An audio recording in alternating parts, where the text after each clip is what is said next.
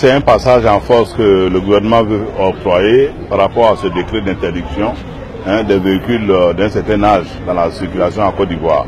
Parce qu'on ne peut pas comprendre qu'il y ait une période de report de 3 mois et on nous avait promis des mesures d'accompagnement, c'est-à-dire par rapport au renouvellement du parc automobile, des facilités aux acteurs du transport pour qu'on puisse avoir des véhicules neufs. Il n'y a rien eu.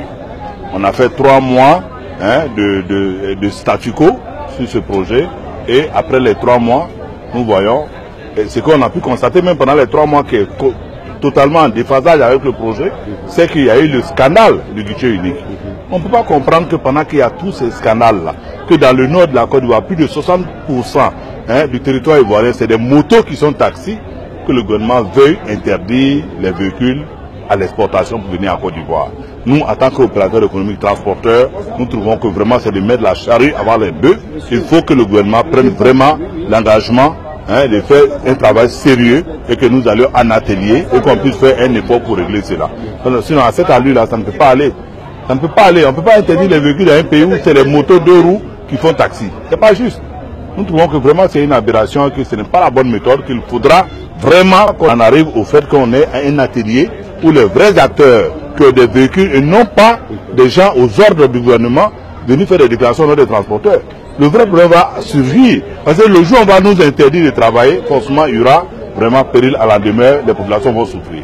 Parce que ce sera de façon solidaire que tous les transporteurs vont garer les véhicules.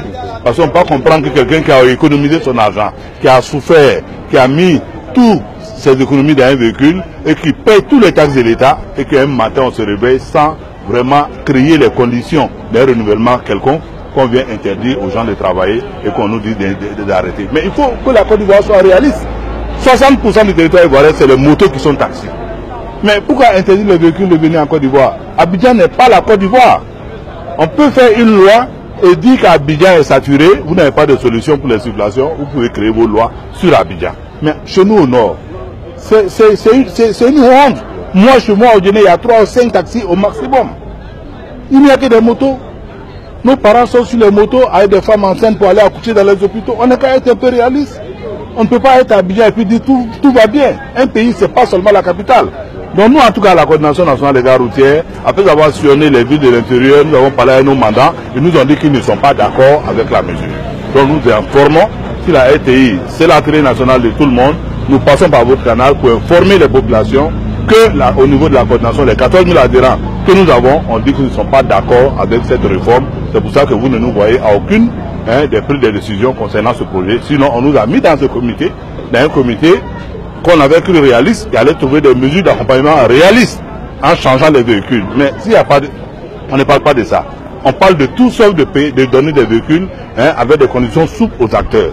Mais si tel est le cas, bon, ben, le passage en force, on va être ensemble là pour constater le désagrément causé aux populations. C'est ce que l'État veut. Ce n'est pas notre faute.